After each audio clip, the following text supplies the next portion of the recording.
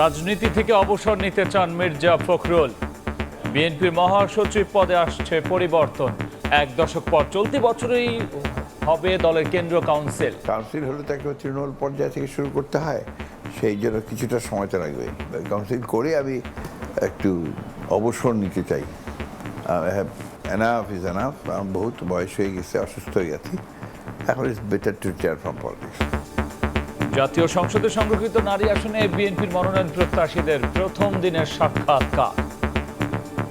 17 বছরের আন্দোলনে নিঃসন্দেহে তাদের সেই অবদানকেও মূল্যায়ন করা হবে। আইন প্রণয়নের ব্যাপারে যে জ্ঞান থাকা দরকার, যে শিক্ষা থাকা দরকার, এই সব বিষয়গুলো এখানে বিবেচিত হবে। দেখছিলেন প্রধান শিরোনাম। সন্ধ্যার সময় সঙ্গে আছি আমি গোলাম রাব্বি। এবার অন্যান্য শীর্ষ সংবাদ। সংসদের সাউন্ড সিস্টেম গোলযোগের মূল হোতা গণপূর্তের প্রকৌশলী সমীরণ মিস্ত্রি, জড়িত সাবেক স্বাস্থ্যমন্ত্রীর ভাইরার প্রতিষ্ঠান। নথিপত্রে চাঞ্চল্যকর তথ্য। বিভিন্ন প্রতিষ্ঠানে রাজনৈতিক হস্তক্ষেপের অভিযোগ জামায়াত আমিরের। বললেন সংসদে কণ্ঠরোধ করা হচ্ছে বিরোধী দলের। হাম ও জ্বালানি সংকট নিয়ে সরকারের সমালোচনা। হাম ও উপসর্গে আরো 5 শিশুর মৃত্যু। ডিএনসিসি হাসপাতালে একদিনে রেকর্ড রোগী ভর্তি। র্যাশ হওয়ার 4 দিন আগে ঝুঁকি বাড়ে আক্রান্তের। জ্বর সর্দি হলেই আইসোলেশনের পরামর্শ। 419 যাত্রী নিয়ে মধ্যরাতে ঢাকা ছাড়বে হজের প্রথম ফ্লাইট। উদ্বোধন করবেন প্রধানমন্ত্রী। প্রস্তুত আশকোনা ক্যাম্প। আগামী বছর খরচ আরো কমানোর আশ্বাস ধর্মমন্ত্রীর।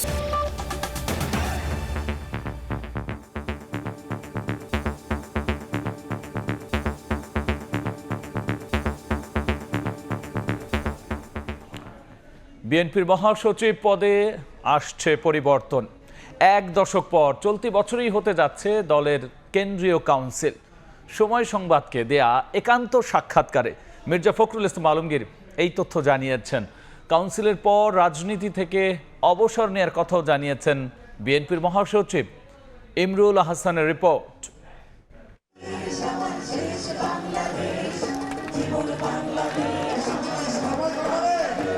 10 বছর আগে সবশেষ কাউন্সিল হয়েছিল বাংলাদেশ জাতীয়তাবাদী দল বিএনপির। নানা চড়াই উতরাই আর আন্দোলনে ব্যস্ত থাকায় আর সম্মেলন করতে পারেনি দলটি।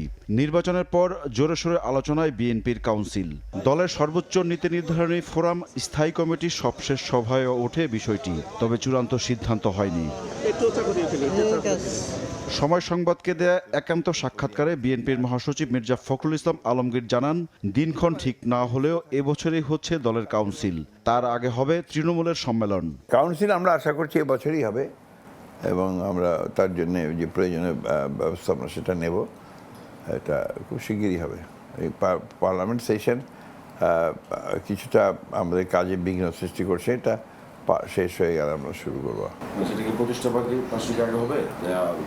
এটা বলা মুশকিল, এটা নির্ভর করবে আমাদের প্রস্তুতির উপরে। আমরা তো কাউন্সিল হলে তাকে তৃণমূল পর্যায় থেকে শুরু করতে হয়, সেই জন্য কিছুটা সময় তো লাগবেই। উপজেলা জেলা কমিটিগুলো করে তারপরে আশা করছি তাই, আমাদের চিন্তা ভাবনাটা সেভাবেই আছে। কাউন্সিলে নতুন মুখ আসবে মহাসচিব পদে। মির্জা ফখরুল জানান, রাজনীতি থেকে অবসর নিতে চান তিনি। I am two tired. Next council পর্যন্ত থাকছেন তো? তা তো থাকতেই হবে, নিয়ম তো তাই। আমি কাউন্সিল করে আমি একটু আপনার যাকে বলে যে আমি একটু অবসর নিতে চাই। Enough is enough. আমার বহুত বয়স হয়ে গেছে, অসুস্থ হয়ে গেছি। এখন it's better to retire from politics. রাষ্ট্রপতি হওয়ার কোনো আকাঙ্ক্ষা আছে কিনা এমন প্রশ্ন ছিল তার কাছে। আমার এগুলো কোনো ডিজায়ার নেই। আমার পলিটিক্সে কখনো কোনো ডিজায়ার ছিল না। এটা আমার ডেস্টিনি আমাকে এখানে নিয়ে এসছে। আমি আজ পর্যন্ত যে জায়গায় এসেছি, এটা আমার ব্যক্তিগত কোনো সক্রিয় ভূমিকা ছিল না। আমার কাজটা হয়তো ছিল, কিন্তু আমার নিজের ইন্টেনশন, ডিজায়ার থেকে আমি এখানে এসেছি, এটা আমি কখনোই মনে করি না। 2011 সালের মার্চে ভারপ্রাপ্ত মহাসচিব হন মির্জা ফখরুল ইসলাম আলমগীর। 2016 সালের কাউন্সিলের পর থেকে সামলাচ্ছেন মহাসচিবের দায়িত্ব। ইমরুল আহসান, সময় সংবাদ, ঢাকা। ত্রয়োদশ জাতীয় সংসদের সংরক্ষিত নারী আসনে কারা সংসদ সদস্য হবেন তা নির্ধারণে চূড়ান্ত বাছাই প্রক্রিয়া শুরু করেছে বিএনপি। বিকেল 3:15টায় বিএনপি চেয়ারম্যান প্রধানমন্ত্রী তারেক রহমানের সভাপতিত্বে শুরু হয় মনোনয়ন প্রত্যাশীদের সাক্ষাৎকার। মনোনয়ন প্রত্যাশীদের আশা, বিগত দিনের আন্দোলন সংগ্রামে অবদান বিবেচনায় দেওয়া হবে মনোনয়ন। বিএনপির সিনিয়র যুগ্ম মহাসচিব রুহুল কবির রিজভী জানিয়েছেন, আন্দোলন সংগ্রামে ভূমিকার পাশাপাশি আইন প্রণয়নে অবদান রাখতে পারবেন এমন প্রার্থীদেরই মূল্যায়ন করা হবে। 2 দিনের সাক্ষাৎকার পর্বের প্রথম দিনে ধাপে ধাপে প্রায় 400 প্রার্থী সাক্ষাৎকারে অংশ নেন।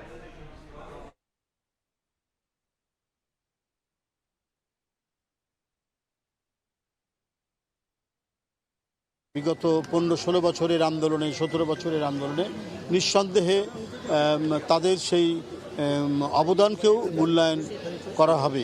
সংসদে কথা বলার জন্য এবং আইন প্রণয়নের ব্যাপারে যে জ্ঞান থাকা দরকার, যে শিক্ষা থাকা দরকার, এই সব বিষয়গুলো এখানে বিবেচিত হবে বলে আমি মনে করি। জাতীয় সংসদ অধিবেশন কক্ষে সাউন্ড সিস্টেম গোলযোগের মূল হোতা গণপূর্তের নির্বাহী প্রকৌশলী সমীরণ মিস্ত্রি। তার সঙ্গে ছিলেন সাবেক স্বাস্থ্যমন্ত্রী জাহিদ মালিকের ভাইরা জাহিদুর রহিম জোয়ারদার ও তার প্রতিষ্ঠান কমিউনিকেশন টেকনোলজি। সময় সংবাদের হাতে আসা নথিপত্র বিশ্লেষণ করে তাদের সংশ্লিষ্টতার প্রমাণ পাওয়া গেছে। জানব বুলবুল রেজার কাছে বিস্তারিত। যান্ত্রিক গোলযোগের জন্য কথাবার্তা শোনা যাচ্ছে না, আমাদেরকে একটু অপেক্ষা করতে হবে। জুলাই গণ অভ্যুত্থানের পর বহুল কাঙ্ক্ষিত নির্বাচন। এবছরের 12 মার্চ বসে ত্রয়োদশ সংসদের প্রথম অধিবেশন। সরকারি দল ও বিরোধী দলের অংশগ্রহণ নজর কাড়ে সবার। ঠিক সেদিনই ঘটে ছন্দপতন। শব্দযন্ত্রের ত্রুটির কারণে কার্যক্রম কিছু সময়ের জন্য বন্ধ রাখতে বাধ্য হন স্পিকার। পরদিনও হেডফোন ও সাউন্ড সিস্টেম নিয়ে অসন্তোষ প্রকাশ করেন সংসদ সদস্যরা। আমার মাইক অন না, হ্যান্ড মাইকে কথা বলছি, মূল মাইকটি এখনো অকেজো। 5 এপ্রিল একই কারণে ব্যাঘাত ঘটে অধিবেশনের। শব্দযন্ত্র মেরামত এবং নামাজের বিরতির জন্য 40 মিনিটের জন্য মুলতবি করা হয় সংসদ। সিস্টেম হ্যাং করেছে স্যার, মাইকে ডিস্টার্ব করতেছে স্যার, এসএস কন্ট্রোল রুম থেকে পাওয়ার আসতেছে না। প্রশ্ন ওঠে, সাউন্ড সিস্টেমের সমস্যা কি যান্ত্রিক নাকি পরিকল্পিত? তদন্তে গঠিত হয় কমিটি। দুটো জিনিস দেখবো, এখানে একটা সিকিউরিটির অ্যাসপেক্ট আছে যাতে সাপোর্টের হয়েছে কিনা, আর হলো রিয়েল সাউন্ড সিস্টেমের প্রবলেমটা কি তা রিজলভ করার পদ্ধতি।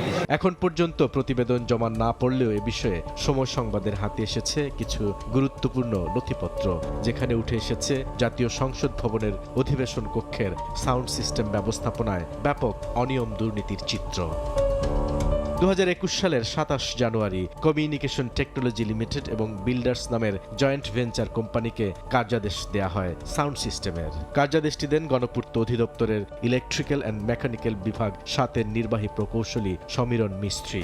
অনুমোদিত মূল্য ছিল প্রায় 10 কোটি টাকা। সিটিএল বিল্ডার্স এ কাজে যুক্ত করে সুর নামে একটি প্রতিষ্ঠানকে। কার্যাদেশ দেওয়ার পরের মাসে ফেব্রুয়ারিতে সুর ব্র্যান্ড আনুষ্ঠানিকভাবে সাউন্ড সিস্টেমে ব্যবহৃত পণ্যটি আর ব্যবহারের উপযোগী নয় বলে আনুষ্ঠানিকভাবে ঘোষণা দেন। কিন্তু কমিউনিকেশন টেকনোলজি লিমিটেড সেই ব্যবহার অনুপযোগী পণ্য দিয়েই 2022 সালে কাজ শেষ করে। অথচ এই কাজের সঙ্গে সুর ব্র্যান্ডকে যুক্ত করার কোনো সার্টিফিকেট কিংবা টেন্ডার ডকুমেন্টও দেখাতে পারেনি সিটিএল।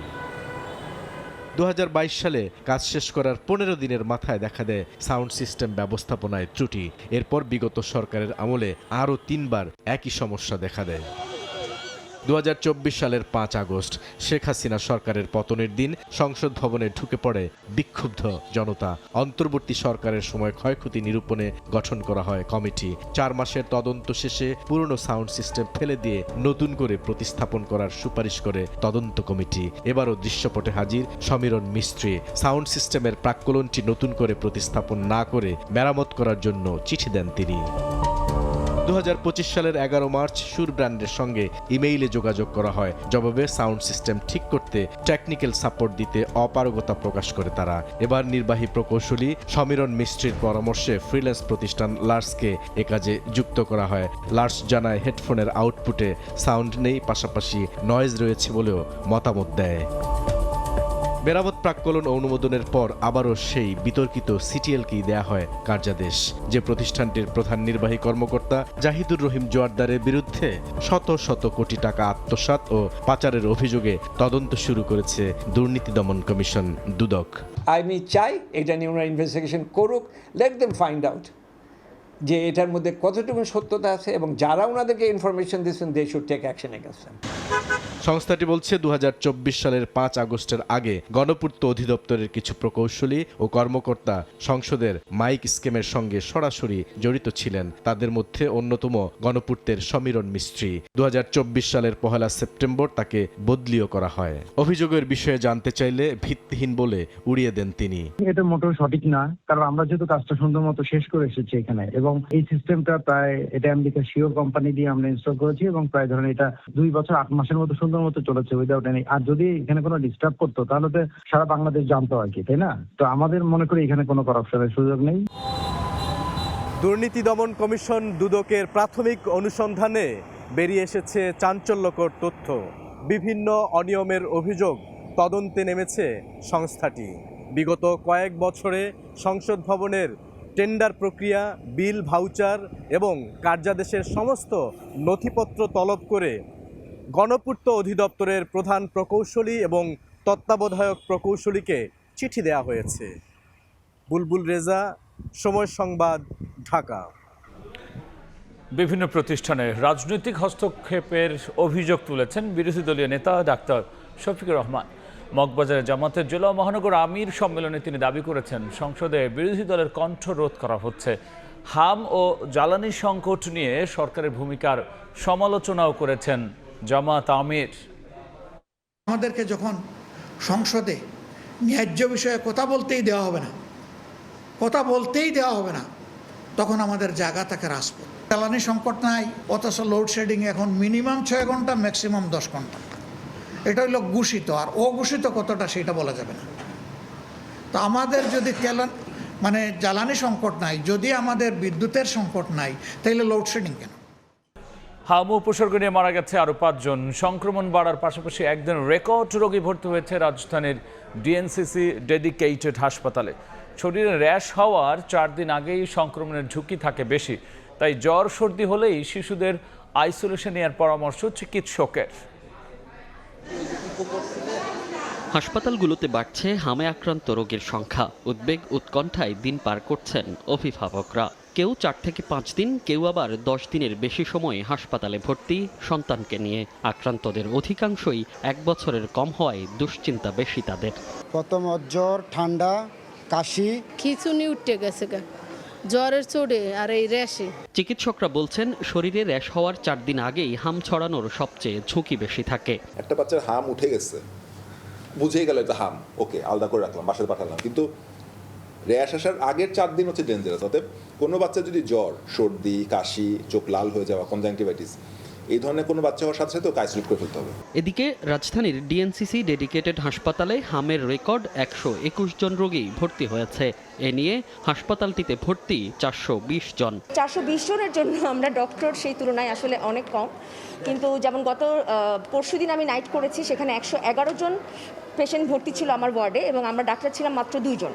গত 15 মার্চ থেকে 1 মাসে দেশে হাম ও উপসর্গে মৃত্যু হয়েছে 2 শতাধিক শিশুর, আর আক্রান্ত ছাড়িয়েছে 20,000। মনির হোসাইন, সময় সংবাদ, ঢাকা।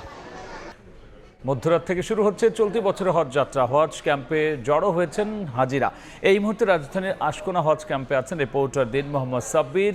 আমরা সরাসরি যাচ্ছি তার কাছে। আর মাত্র কয়েক ঘন্টা পর চলতি বছরের যে হজ যাত্রার প্রথম ফ্লাইট, অর্থাৎ আজ রাত 12:30 কিন্তু এই বছরের প্রথম হজ যাত্রার ফ্লাইট শুরু করতে যাচ্ছে। সেজন্য কিন্তু আজ সকাল থেকেই সারা দেশ থেকে যারা হজ যাত্রী রয়েছেন তারা কিন্তু আশকোনার যে হজ ক্যাম্প রয়েছে সেখানে এসে অবস্থান করছেন। আমরা যদি আপনাদের একটু জানিয়ে রাখতে চাই যে আজকে প্রথম দিনে 419 জন হজ যাত্রী দেশ ত্যাগ করবেন, অর্থাৎ আজ মধ্যরাতে কিন্তু গণপ্রজাতন্ত্রী বাংলাদেশ সরকারের প্রধানমন্ত্রী তারেক রহমান এই হজ ফ্লাইটের উদ্বোধন করবেন বলে আমরা জানতে পেরেছি। আমরা যদি আপনাদেরকে একটু জানিয়ে রাখতে চাই যে এই আশকোনা হজ ক্যাম্পের আশপাশের পরিস্থিতি নিয়ন্ত্রণের জন্য আমরা দেখেছি বিপুল পরিমাণ আইন শৃঙ্খলা রক্ষা বাহিনী সদস্যদের মোতায়েন করা হয়েছে। একই সঙ্গে সিসিটিভি ক্যামেরা নিযুক্ত করে কিন্তু পুরো হজ ক্যাম্পের নিরাপত্তা নিশ্চিত করা হচ্ছে। আমরা যেমনটি দেখেছি যে আসলে পুরো হজ ক্যাম্প জুড়েই সকাল থেকেই হাজিরা আসছিলেন। এখন এখন পর্যন্ত তারা এখানে অবস্থান করছেন এবং এখানে যে আশকোনা হজ ক্যাম্পের যে মসজিদ রয়েছে সেখানে কিন্তু হজ যাত্রীদেরকে হজ পূর্ব যে প্রশিক্ষণ সেই প্রশিক্ষণটিও প্রদান করা হয়েছে বলে আমরা দেখতে পেয়েছি। এই মুহূর্তে আমরা আপনাদের দেখানোর চেষ্টা করছি যে যারা আজ রাত 12:30টায় বাংলাদেশ বিমানের যে ফ্লাইটে হজ যাত্রা শুরু করবেন তাদের যে ইমিগ্রেশনের কার্যক্রম সেই কার্যক্রম এই মুহূর্তে চলছে। তো এই ছিল আমার কাছে হজ যাত্রার সর্বশেষ খবর। হজ যাত্রা সব শেষ নিয়ে আমরা সরাসরি ছিলাম আশকোনা হজ ক্যাম্পে। লেবাননের যুদ্ধবিরতি চলাকালীন হরমুজ প্রণালী সম্পূর্ণ উন্মুক্ত রাখার ঘোষণা দিয়েছে ইরান। দেশটির পররাষ্ট্রমন্ত্রী আব্বাস আরাকচি জানিয়েছেন সব ধরনের বাণিজ্যিক জাহাজ এই আন্তর্জাতিক জলপথ দিয়ে নির্বিঘ্নে চলাচল করতে পারবে। আঞ্চলিক স্থিতিশীলতা বজায় রাখতেই তেহরানের এই বড় ঘোষণা। ইরানের পররাষ্ট্রমন্ত্রী সামাজিক যোগাযোগ মাধ্যম এক্সে দেয়া এক পোস্টে জানিয়েছেন লেবাননে চলমান যুদ্ধবিরতির সাথে সঙ্গতি রেখে এই সিদ্ধান্ত নেওয়া হয়েছে। ইরানের বন্দর ও সামুদ্রিক সংস্থা কর্তৃক নির্ধারিত সমন্বিত রুট ব্যবহার করে বাণিজ্যিক জাহাজগুলো যাতায়াত করতে পারবে। এই পদক্ষেপকে বৈশ্বিক জ্বালানি সরবরাহ ও সামুদ্রিক বাণিজ্যের নিরাপত্তার জন্য ইতিবাচক হিসেবে দেখছেন বিশ্লেষকরা।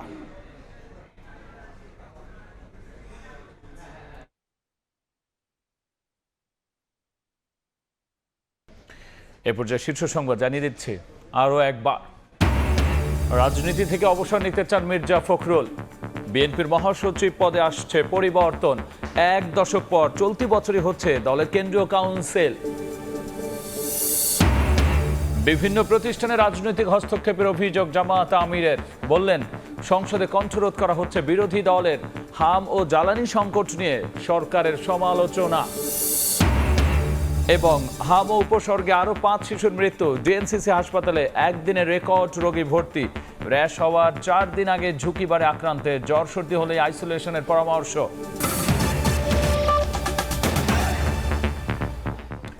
এই ছিল সন্ধ্যার সময়।